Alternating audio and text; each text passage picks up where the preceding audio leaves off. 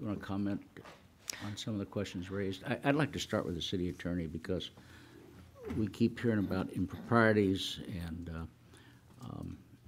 my understanding is that the process we've used and what's before us tonight is a recommendation to approve something, not something that's already done. But this has been used time and again in our planning department as we get into projects and supplemental work is required. If the staff will come up with a recommendation and come forward with it without necessarily going through an RFP process. Is there an impropriety with that? I'm not familiar with any, Mr. Mayor. This is pretty consistent with the way the city's done professional services agreements in the past. I mean, there's been analogies made to conflict of interest intakes that attorneys' offices do. Councilmember Connolly's familiar with that. You know, this is from what I understand, and I'm not as familiar with it as some of the staff who've been working on this, but from what I've reviewed, a very large firm nationwide, and how they run conflicts and whether that's something that's similar to the way attorneys do or whether that's something that's called for in their industry, I don't know.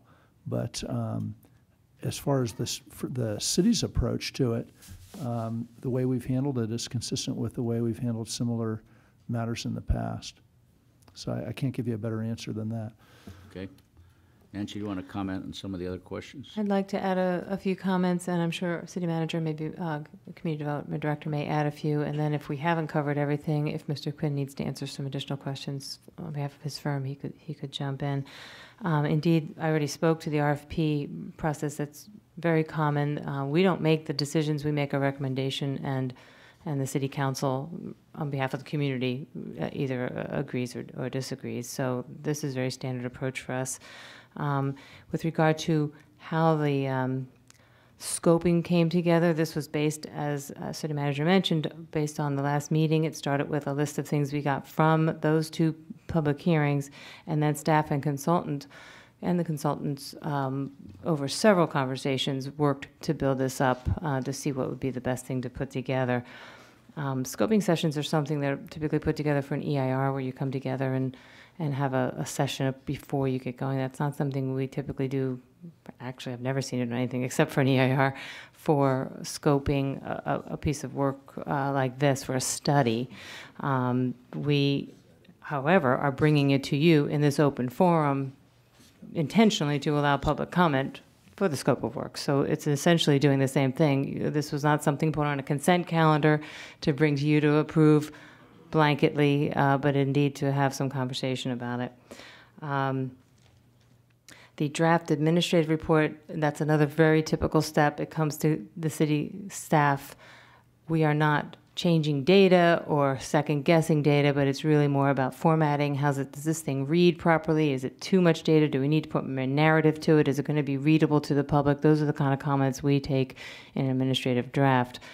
Again, it's going to come to the full city council before all of you in a public session before you accept it in any fashion, and certainly can answer more questions. And if it's deemed incomplete in some way, that would be for you to decide.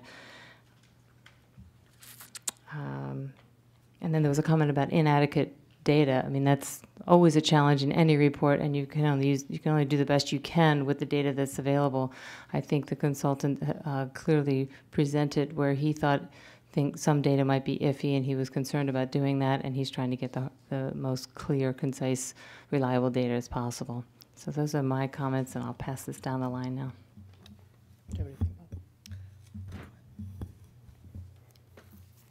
Trying to go through quickly and cross things off my list as Nancy was covering it, but a couple things I have is that someone raised the point of what Novato has received in charitable contributions, and I guess that's something that if the council directs us to, when we're doing the case studies, we could just ask, you know, are you seeing, as Target a good corporate citizen, are you seeing charitable giving in your community, and to what level? So I think that's a possibility if you wanted to direct us to do that. And I think there was... I would suggest that question will be asked to the 6 communities we're going to interview. Got And while we're on that, the other things that I have on the scope adds is changing the 4 communities to 6, looking at commute distances for employers, as much detail as possible, getting down to level in the fiscal impact analysis, and using case studies to try to get to the public costs. So we would add in addition to that, using the case studies to try to get to the charitable contributions. There was a comment of a quote of what side are you on, and I just wanted to bring that up, and the economist could respond to it as well.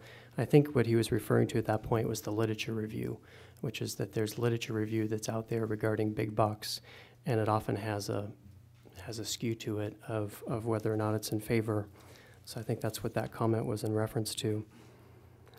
When it comes to there are a number of things that we heard tonight that relate to impacts of globalization or overseas working conditions or cheap oil for global shipping and those sorts of things. And while we respect those sorts of questions because I think that they're sincere, I think what staff is attempting to do is put a scope of work in front of you that reasonably assesses the economic impact of Target to our community. I think that's what we took as our marching orders, was to put together a community impact study. And by the way, that's how it is referred to in the scope, is a community impact study that reasonably assesses the economic impact of Target in our community. That means there has to be data that exists and is available to us that we can access and draw conclusions from, or that the consultant can do that and then write it up in a report for review. I think it's going to be impossible to reach a point where every possible question is answered with the complete satisfaction of all parties, but again, staff's goal is to provide the council with enough information to reasonably assess the impacts of this proposal to our community. So I just wanted to make that note as well, that unfortunately that we won't be able to get into some of the specifics and some of the larger issues as this is recommended tonight.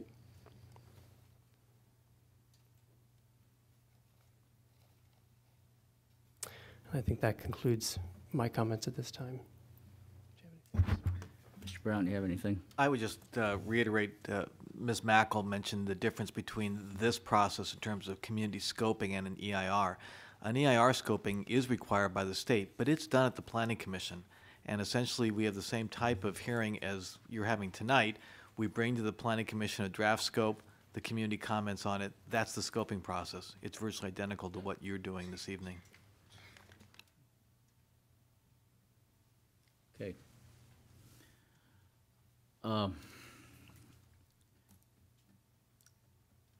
I want to state one thing that, or two things. First of all, thank you for picking up on the impact in the local communities. I also think once and for all we got a definitive number of taxable versus non-taxable, and the amount of money that's going to be coming to the city as projected by Target. Okay. Quite frankly, I've been sitting here listening to comments, and I know people are very passionate about this thing, and I appreciate that. And even with my sore arm, I'm very passionate about it as well, probably from a different point of view. But I will tell you that when I hear someone say that we've had no public input on this study, I quite frankly find that to be an insult, and here's why. When we first had this before us, we were asked, why don't we have a community impact study? Answer was, it's not required as part of the EIR process. We have an urban decay study.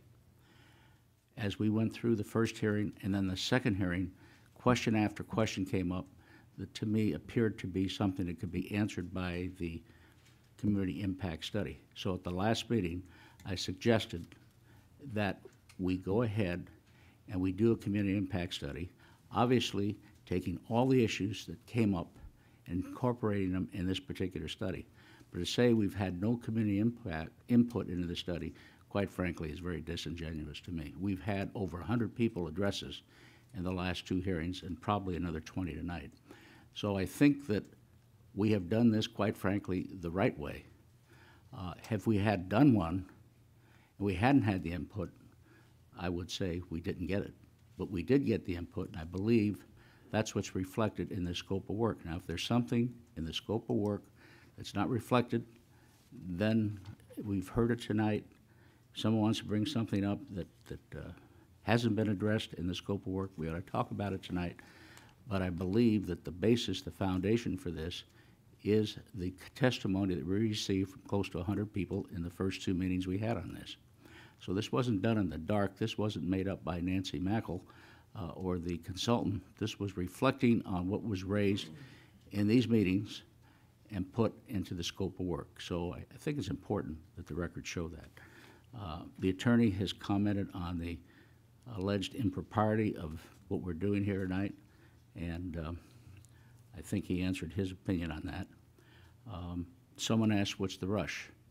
Well, I think there are times when you're going to have to continue to move a project.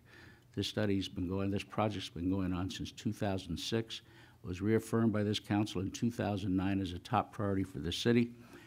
We've had extensive work done on this particular project, and you know, it's important, I believe, for this city that we move a project as expeditiously as possible and not find ways to slow it down. And quite frankly, I'm hearing some of that tonight. And that's not my particular style. If someone has something legitimate they want added into this study, bring it up. Write to Ms. Mackle. We can incorporate it. If someone sitting here has heard something tonight that hasn't been incorporated in the study, let's bring it up, let's put it in. But don't say that we haven't had enough public input on what's in this study. What's the pleasure of the council? Sorry, we're done. No, I'm saying that if you have something that we have not heard that you think is important, I would assume you would have brought it up tonight. To have another meeting to just talk about what we've been talking about, to me, doesn't make any sense. It's hard to negotiate at the podium, Al. We're talking about the community sitting down with the city and being a partner. We are partners. I'm quite upset about the response you're giving to us. Well, that's fine. I'm upset. Well, I'm telling you that we have certainly received a lot of input into this process to date from the community. And I believe we've incorporated in this scope of work the information that people have asked for. Now, how much can be gotten, what we can judge from it when we get it, those are issues yet to be determined. But I believe that this study reflects what the community has asked for. That's my opinion. Comments? Mayor, what about this issue of the appearance of conflict? I mean, I would ask my colleagues, does it make sense to at least have a conflicts check done by the firm? Well, you know, as a lawyer, you should, I didn't hear them give us any specifics. Someone stood up and said, we think there's a conflict, but where are, Well, in other words, you know, where's something specific there? Does a firm do business for Target? I mean, the idea of, Well, I think we can ask the gentleman that question now. Okay. Does your firm do business with Target? Mr. Mayor and members of the council, this is Alexander Quinn again. Very briefly, I was asked this question this afternoon before I came to the meeting, and I was unable to ascertain of our very large practice, global, 40,000 plus employees, whether we have had a project with Target or not. Under our local office, our local area, there's not a single example of us of working with Target. So that's the answer I can give at this time. Hey, thank you. Mr. Mayor, can I give an answer to that if I may, too? Greg, yes. As an attorney, I have a different perspective on this. I believe the reason attorneys, I think this was brought up by an attorney, Alan Blau, have a different standard is because, and first of all, it's not the job of the person who's hiring the attorney to run the conflicts check. We're hiring him. It's not our job to run a conflicts check. It's his burden if he would know in his industry if he has a requirement not to work for someone who is opposing somebody who he has represented in the past. That's the way it works with attorneys, but that's not necessarily the way it works with economists. If it was, he'd be telling us we have an obligation to avoid such conflicts. He's not telling us that. I assume he does not have the same standards that attorneys have. Attorneys are very different. As you know, we fight vigorously for a client. We're not asking him to fight vigorously for a client. We're asking him to do a study. Different industries have very different standards. Yeah. Campaign consultants don't have such a conflicts check. A campaign consultant can work for one client and then work to oppose them in the next election. So there are all kinds of different standards in different industries, and I assume that economists are not the same as attorneys. Do you want me to answer any other? No. questions? Okay. No, just speaking for myself, I did see a draft of this past week, and I signed off on it. I thought it was certainly comprehensive enough for exactly what we had been asked, I felt, from the public and from our own questions. And frankly, I'm very surprised tonight to have several firms come in and try and get themselves hired. And then other people come in and sit with other additional questions. But so I don't want to protect staff. They're big people. They can stand up for themselves. But I don't like to see the community, quote unquote, pick on staff for improper behavior when they have not been improper in anything that they have done. They took what we, the council, said we felt were some of the areas we'd like looked at. They listened to the same hours and hours of testimony that we all sat through, and every one of you sat through too, and came up with this. I frankly do not want a telephone book in front of me when I have to sit down and make a decision. I want about a 20 to 35 page report that's going to have a nice, succinct executive beginning to it, and then easy reading. I don't want anything that's going to be over 6th grade level, because by the time I get to that, I've probably read 5 of these, plus the EIR that I'll have reviewed again, plus a lot of the minutes and of the last meetings, starting with the Planning Commission, because I start with there and look at their questions. Now, I'm happy with what we have here, and I will stand behind this.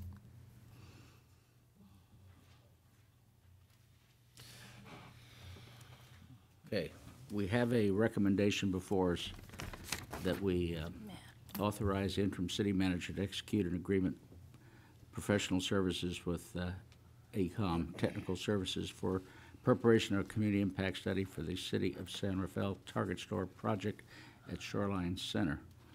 Now, there were a number of items offered that were going to be added. I assume you have those. I do. Would you like me to run through that again? Please. That we would change the number of case studies from 4 to 6. That we would add in an analysis of commute distances for employees.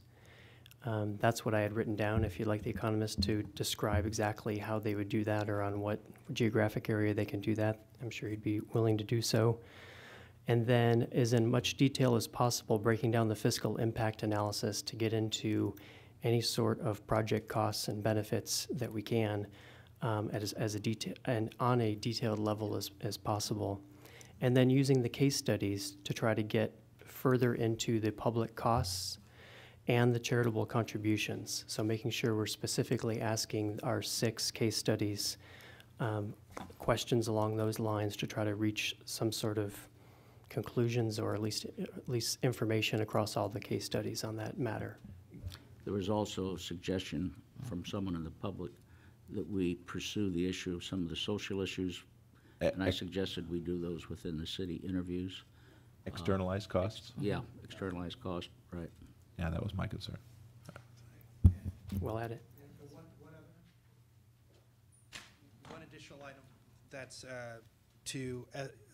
per the mayor, to estimate the difference in projections from the original target projections provided versus what actually occurred. That within the case studies. And could I just clarify Please. what the acting city manager said about the number 3 and 4? I think 3 was fiscal impact. Wasn't that sufficiently already in the proposal, or we're expanding the fiscal impact study a little bit? Fiscal impact is already in the proposal, but I just wanted to make the point that there was some specific questions about infrastructure and that sort of thing that may not necessarily be in a first shot, kind of a broader list that would be in a fiscal impact analysis, or at least the ones I've seen before have had a few categories on each side of the ledger of kind of cost and benefits. And I think the point was just try to get as many categories as we can and make that as comprehensive as possible. And the 4th one similarly was already in it, wasn't it? What was the 4th one? right after. Using the case studies to get at public costs, charitable contributions, externalized costs, and the target projections versus reality. Yeah, I was going to say about the charitable contributions, that's not something they're hiding. That's something they are bragging about. They have told us 6 months ago when they met with us, here is the exact amount to the penny that we paid, here's who we paid it to. That's not going to be difficult for him to come up with. Yeah, my understanding was that, well, we have gotten information from Target in the past about how much they would give on a percentage basis. This question is more along the lines of how much has actually shown up in that community. Is the community comfortable with Exactly. the amount of dollars that have ended up there? And one final point, someone raised the point, I think it was Steve Burdo, that yes, in a perfect world, if we actually did direct surveying, we would get probably better data than using, what do you call it, secondary data or whatever, already existing data. Of course, that's expensive and time-consuming, and we may or may not want to incur that extra time and expense. However, there is a way to get some of that in a cheap and simple way in a process that we already employ. Every 2 years, this city employs an extensive polling of our residents. That is due to come up again, I believe, next month. We ask dozens and dozens of questions. It won't be quite as comprehensive as maybe some people had in mind, but I can't believe it wouldn't be very interesting to all of us to at least ask a few questions about Target, some of these top few questions that we're all wondering about. Could we include some questions about Target in our biannual polling that we're going to do anyway next month? What we're planning on next month doing is bringing the professional services agreement, the consultant contract forward with the consultant to prepare the study. So that's pretty typical. We've done that every 2 years. We're not listing out the types of questions or that sort of thing. We're just putting together the agreement with the consultant. But we would follow the same process that you followed in the past for putting together questions, and I believe the council has always had a chance to provide input to what the questions are. Thank you. Okay, would someone like to move the recommendation? I'll move the recommendation. Second. It's been moved and seconded. Would you call the roll, please? Aye. Aye. Aye. Aye. Aye, that matter carries. Thank you all very much. We're going to take a 10-minute break. Oh, good. To the right.